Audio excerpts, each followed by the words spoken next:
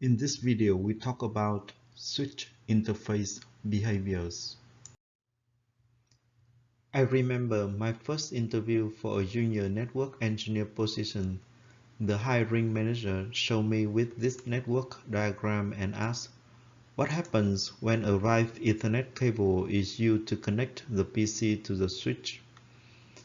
I then answered him, in order for the link to be in the up state, the two devices must agree on the speed. Also, duplex mode should be matched. He seemed to be satisfied.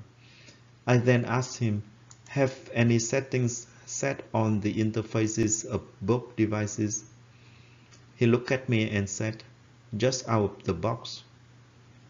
I then answered him, so it means the speed set to auto and duplex mode set to auto? He said yes. I then answered him, so the link will be in upstate and the PC can start transferring data without any additional configurations. As you know, when the interfaces of the two devices on the link are set to auto negotiation, the interfaces use auto negotiation protocol specified in IEEE standard 802.3 use. The IEEE Auto Negotiation Protocol allows the two devices to share their interfaces capabilities such as speed and duplex. The devices then choose the highest performance transmission mode that they both support. Let's look into our diagram. As you can see, the PC's interface is set to auto and the switch interface is also set to auto, which means when we connect the cable from the PC to the switch, the PC will send its interface capability to the switch, and also the switch will send its interface capability to the PC. Since the higher the speed, the better, and full duplex is better than half duplex. So in this case, the PC and the switch will choose the speed of 1 gigabit per second, and duplex mode is full because they both support it and they set it for their interface. So what happens when an interface of a Cisco Catalyst switch gets manual settings for both speeds and duplex? The answer is auto negotiation is disabled. The device will not send its interface capabilities to the neighbor device. If the neighbor device interface sets to auto negotiation, it will follow the default rules set by either IEEE or Cisco's. When the network interface of a non-Cisco device sets to auto negotiation, but it hears nothing from the neighbor device, it will follow IEEE rules. It sets the speed to the slowest supported speed and usually 10 megabit per second. If the chosen speed is 10 megabit per second or 100 megabit per second, use half duplex, otherwise use full duplex. Cisco switches can sense the speed used by other devices and it follows Cisco rules. For speed, it sends the speed of the neighbor device and set its interface with the same speed. If it cannot send the speed of the neighbor device, use the IEEE default speed, which is the slowest speed. For duplex, if the chosen speed is 10 megabit per second or 100 megabit per second, use half duplex, otherwise use full duplex.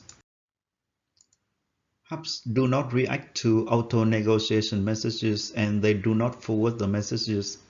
As a result, devices connected to a hub must use the IEEE rules for choosing default settings.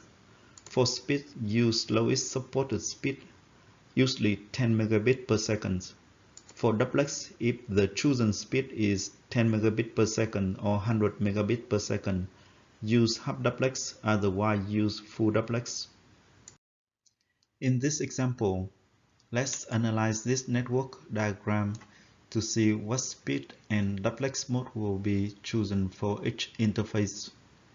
It is given that all devices support both full and half duplex mode.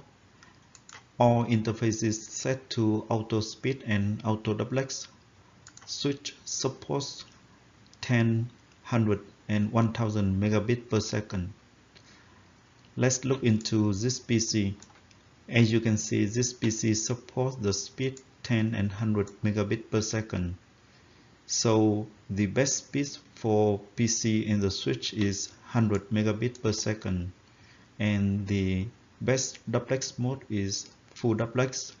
So the interface of this PC and this switch interface will choose a speed of 100 megabit per second and full duplex mode.